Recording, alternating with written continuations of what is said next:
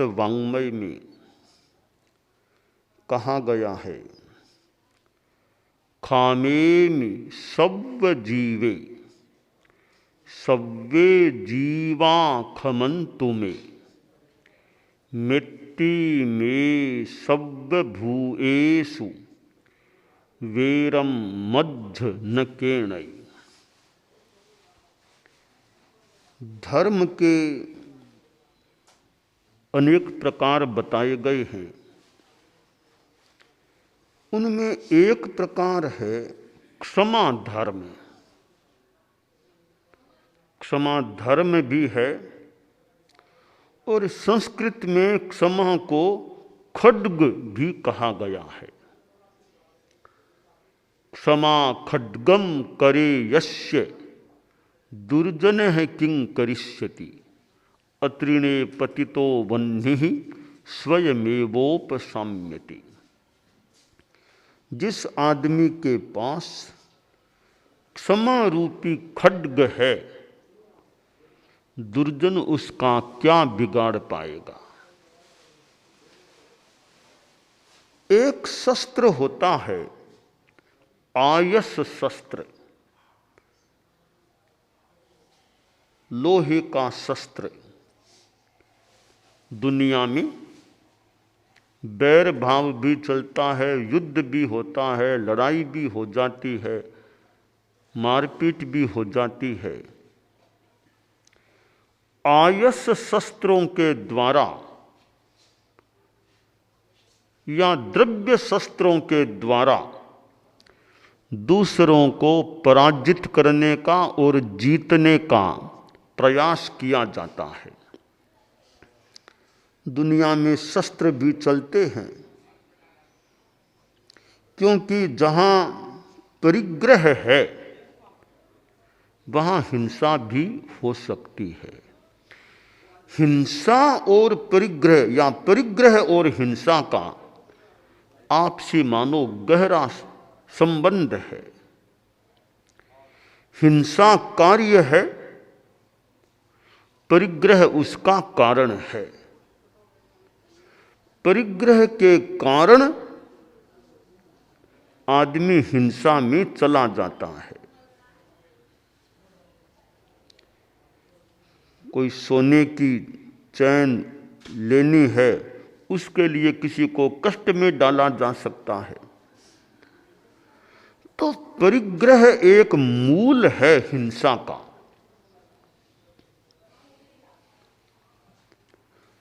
परिग्रह है और हिंसा होगी नहीं, यह निश्चयात्मक रूप में सर्वत्र व्याप्ति होना संभव नहीं लग रहा है। हिंसा के अनेक कारण हैं। मूल कारण यह कषाय है, राग द्वेष का भाव है, तब आदमी हिंसा में जाता है। तो आयस लोहे के बने हुए शस्त्रों के द्वारा सामने वाले व्यक्ति को या व्यक्ति समूह को परास्त करने का, मारने का प्रयास किया जाता है। तो है आयस शस्त्र। एक दूसरा, उसे शस्त्र कहे अथवा न भी कहें, वो है मार्दव शस्त्र। मैत्री और मार्दव के द्वारा दूसरे को जीत लेना, यह एक आध्यात्मिक शस्त्र कह दें, परम शस्त्र कह दें। सबको आयस शस्त्रों से जीत पाना मुश्किल है। मार्दव शस्त्र से जो जीता जा सकता है, वह आयस शस्त्र से न भी जीता जा सके। शरीर को जीत लो, मार दो, पर किसी के मन को जीत लेना, किसी को अपनी ओर आकृष्ट कर लेना, यह संभवतः आयस शस्त्रों से होना कठिन है। मार्दव शस्त्र से वह हो सकता है। तुलसी मीठे वचन से सुख उपजत चिहु और, वशीकरण यह मंत्र है, तज दे बचन कठोर। कि मीठा बोलना एक प्रकार का वशीकरण है, दूसरों को वश में करने का उपाय है। तो मार्दव शस्त्र, मैत्री का शस्त्र, इस शस्त्र से दूसरों को किसी रूप में निकट लिया जा सकता है, आदमी प्रणत हो सकता है। एक सूत्र संस्कृत में यह पातंजल योग दर्शन में आता है, अहिंसायाः प्रतिष्ठायाम तत्सन्निधौ वैरत्यागः। यह अहिंसा की प्रतिष्ठा हो जाती है, आदमी का चित्त अहिंसा से आप्लावित ओतप्रोत हो जाता है, उसकी सन्निधि में कोई आता है तो वैर भाव दूर हो जाता है। खुद की अहिंसा सामने वाले को भी झुका सकती है। तुम आओ डग एक तो, हम आए डग अट्ठ, तुम हमसे करड़े रहो तो हम हैं करड़े लठ। कि भाई दोनों ओर से झुकेंगे, एक झुकेगा तो दूसरा भी झुक सकेगा। हमारे कमल मुनिश्री ने कहा तुम नमस्ते, हम नमस्ते बोलेंगे वो भी नमस्ते बोल देगा, तो हम करड़े रहेंगे वो फिर क्यों नमस्ते बोलेगा। तो हम नमस्ते करेंगे तो वो भी सामान्यतया हाथ जोड़ेगा, कुछ करेगा नमस्ते। तो हम झुकेंगे तो दूसरे को भी हम झुका सकेंगे। हम करड़े रहेंगे, दूसरे फिर क्यों, वो भी ऐसे एकदम हाथ करके खड़े रहेंगे, वो क्यों झुकेंगे। तो दूसरों को झुकाना है तो किसी रूप में किसी तरीके से खुद को भी झुकना मानो होता है, तो दूसरे भी झुक सकते हैं। अब दूसरों को झुकाने के लिए कोई प्रहार करना जरूरी नहीं, कहीं प्रहार भी काम करे तो कर दे, तो खुद झुको, प्रेम मैत्री का प्रयोग करो, दूसरे भी आकृष्ट हो सकेंगे। किसी से मिलो, एक तो गुस्से में आकर के उसकी ओर देखो, एक उसकी ओर स्नेह भरी दृष्टि से देखो, कितना फर्क पड़ जाता है। किसी को मुस्कान के साथ देखो, सामने वाले के चेहरे पर भी कुछ मुस्कान आ सकती है। थोड़ा तेजी गुस्से में देखोगे तो वो भी क्यों मुस्कान में आएगा, वो भी थोड़ा फिर रुष्ट हो सकेगा या उदास हो सकेगा या आकृष्ट यानी हो सकेगा। तो ये आयस शस्त्र और मार्दव शस्त्र, कहीं आयस शस्त्र काम किसी रूप में कर सकता है तो दूसरों के मन को जीतना है, तो वहां आयस शस्त्र क्या मार्दव शस्त्र का प्रयोग करो तो दूसरे के मन को आकृष्ट किया जा सकता है, जीता जा सकता है। हमारे जीवन में क्षमा का बड़ा महत्व है। दिमाग बड़ा हल्का रहता है क्षमा भाव से, वरना बात बात में गुस्सा करें, तेजी करें तो कुछ असामान्यता, असुविधा सी चित्त में हो सकती है। एक क्षमा भाव है, किसी ने कुछ कह दिया, बोल दिया, कर दिया, कोई बात नहीं, कोई बात नहीं, बोल दिया तो बोल दिया, अपने शांति रखो, दिमाग में अच्छापन रह सकता है। गुस्सा हर जगह, गुस्सा तो प्राय काम का है ही नहीं। गुस्सा तो काम का लगभग शब्द लगा देता हूँ, गुस्सा तो लगभग किसी के भी काम का नहीं है। साधु हो या गृहस्थ, राजा हो या रंक, मंत्री हो या संतरी, कोई भी हो, लगभग तया गुस्सा तो किसी के भी कल्याण का नहीं, काम का नहीं है। असफलता का कारण भी गुस्सा बन सकता है। कोई कह दे बड़े लोग हैं, अधिकारी हैं, मंत्री हैं, वो तो गुस्सा करें। ये गुस्सा कोई भी करो, लगभग तो गुस्सा काम का है ही नहीं। शांति रखो, बात करो, बात में भी शांति रखो। तो ये क्षमा एक धर्म है। 10 श्रमण धर्म, यति धर्म बताए गए हैं, वहाँ भी क्षमा धर्म है। दिगंबर परंपरा में भी 10 लक्षण पर्व, उत्तम क्षमा, तो क्षमा धर्म है। मुक्ति के द्वार हैं तो शांति क्षमा एक मुक्ति का द्वार है। जीवन में क्षमा का प्रयोग करें, यह खास बात है। क्षमा के बारे में बोलना भी अच्छा है, पर जीवन में क्षमा का प्रयोग करना वो विशेष बात होती है। कोई निंदा कर दे, कोई निंदा भी फालतू यथार्थ बात की निंदा करता है। दुनिया में अनेक प्रकार के लोग हो सकते हैं, सच्ची बात बोलने वाले कई हो सकते हैं दुनिया में सच्ची बात भी एक निंदा के रूप में बोलने वाले मिल सकते हैं। उसको निंदा कहें न कहीं सच्ची बात बता रहे हैं, पर कई लोग बिना सच्ची बात भी उड़ाने का प्रयास कर सकते हैं। तो भी सच्ची बात बोले तो भी क्षमा, झूठी बात बोले तो भी क्षमा। करना क्या चाहिए कि भी तुम्हारे बारे में वे लोग ऐसी बातें बोल रहे हैं, अब तुम्हें गुस्सा नहीं करना चाहिए। देख लो वो बोल रहे हैं, उनमें कोई सार की बात है क्या? सार की बात हो तो ध्यान में ले लो। तुम्हारे में कमी है तो परिष्कार का प्रयास करो। कमी है ही नहीं, वो तो फालतू बोल रहे हैं, सुनार मानो निकाला दिमाग से, फालतू क्यों? काम की बात हो तो ले। एक सन्यासी बैठा था, पास में छोटा चेला था।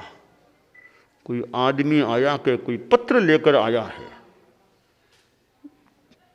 सन्यासी ने चेले को इशारा किया कि वो पत्र लेके आ जाओ। वो बाल मुनि चेला गया, वो जो आदमी आया था पत्रवाहक, उससे पत्र लेके आया, गुरु जी को दे दिया। गुरु जी ने खाम को खुला, अंदर बहुत बड़ा पत्र था, 3-4 कई पृष्ठों का पत्र था।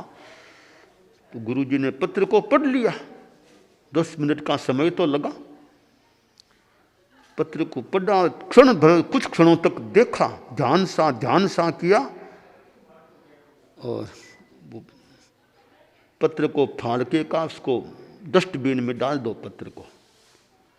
वो पत्रवाहक भी दूर से देख रहा था गुरुजी पत्र का क्या करते हैं। का पढ़ तो लिया, फाड़ के दे दिया डस्टबिन में डालने के लिए। सोचा भी मैं तो हमारे अमुक अधिकारी ने भेजा था, दिया, फाड़ के फेंक दिया है। पत्रवाहक वापिस अपने स्थान पर गया। अधिकारी से कहा पत्र तो मैंने पहुंचा दिया, मेरे सामने गुरुजी के हाथ में आ गया था, पर बाबा जी ने तो वो पढ़ तो लिया, लगता है पूरा पढ़ा होगा, फाड़ दिया, फेंक दिया। ठीक, अभी उनकी इच्छा। फिर वो चेला था, वो भी आया कि गुरुदेव इतना बड़ा पत्र था, आपने फाड़ के मुझे दे दिया कि डस्टबिन में डाल दो। तो गुरुजी ने सोचा चेले को भी थोड़ा प्रशिक्षण तो देना ही है, बच्चा धीमे धीमे प्रशिक्षण देता रहूँगा तो उसमें भी एक अच्छा विकास होगा। तो गुरुजी ने प्रशिक्षण दिया कि देखो ऐसे पत्र आए या कोई बात मुख से भी कहे तो उपयोगी बात उपयोगी चीज़ को ले लेना चाहिए, फालतू को डस्टबिन में डाल देना यानी छोड़ देना चाहिए। कहा गुरुजी इस पत्र में उपयोगी बात कोई नहीं थी क्या? कि एक चीज़ उपयोगी थी। क्या? उसमें आलपिन थी, वो मेरे उपयोग की थी, मैंने आलपिन को तो रख लिया, बाकी पत्र काम का नहीं था। तो खाली होता तो लिखने में काम ले लेता, खाली नहीं, पूरा भरा, सारे पृष्ठ भरे हुए थे, काम की कोई बात थी नहीं, तो मैंने डस्टबिन में डालने के लिए कह दिया। तो कोई कुछ बोले करे, निंदा करे, तो भी काम की बात हो तो ले लो, लगे काम की बात नहीं है तो छोड़ दो, दिमाग में तनाव मत करो और गुस्सा भी मत करो, न वापिस अनावश्यक जवाब दो। देखिए कई बार होता है कि भाई उन्होंने ऐसा कहा, उसका प्रतिकार करेंगे, जवाब देंगे, वापस पत्र में छपाएंगे, करेंगे। एक तरीका तो ये भी है कि वापस प्रतिकार करो, स्पष्टीकरण करो, जवाब दो, ये भी तरीका है। मौके पर इसे भी कोई काम में ले तो ले सकता है। एक दूसरा तरीका है, वो यह है कि कोई आलोचना करे, निंदा करे, उसका जबान से जवाब न देकर, लेखनी से जवाब न देकर, अपने अच्छे कार्यों से जवाब दो। अच्छे कार्य करो, अपने आप जवाब हो जाएगा। अभी ये तो अच्छे काम करने वाले लोग हैं, हम क्यों इनकी निंदा करें। तो जबान से जवाब हर जगह देने की जरूरत नहीं है, लेखनी से जवाब हर जगह देने की जरूरत नहीं है। अच्छे कार्यों से जवाब दो, अच्छे कार्य करते रहो, करते रहो।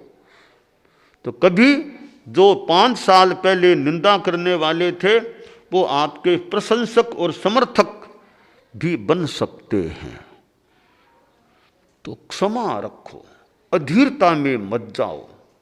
क्या खास बात है, उसने 2 बातें की, तुमने वापस उसके बारे में 4 बातें, फिर उसने 6 बातें बोली। ये वाग युद्ध सा हो जाता है। तो वाग युद्ध की अपेक्षा हो तो कभी ठीक है, किया भी जा सकता है, अपेक्षा लगे तो, पर ना वाग युद्ध में अनावश्यक समय नहीं लगाना चाहिए। वाग युद्ध में न जाकर बुद्ध बनने का प्रयास करो। बुद्ध बने, संबुद्ध बने, प्रबुद्ध बने, उसमें समय लगाओ।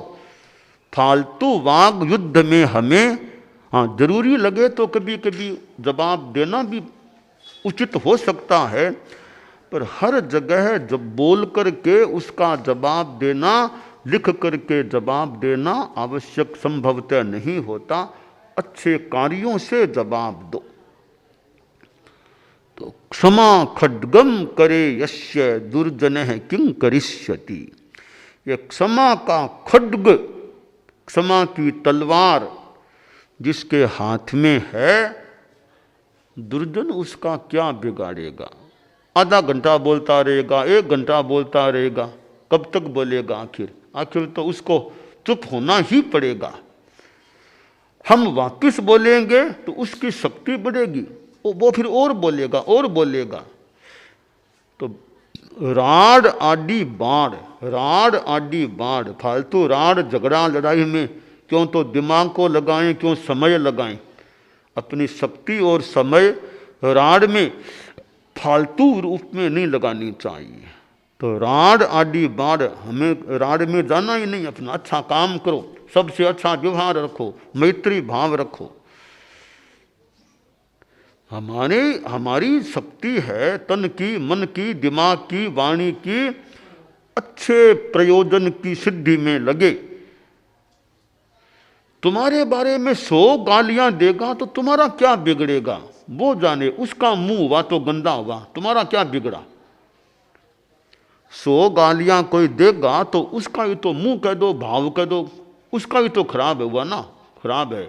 हमारा क्या बिगड़ा, हम तो अच्छे काम करते रहो अपने। तो गुस्सा नहीं करना चाहिए, आवेश में नहीं आना चाहिए। उसने ऐसा कह दिया, हम भी ऐसा करेंगे, हम भी ऐसा करेंगे।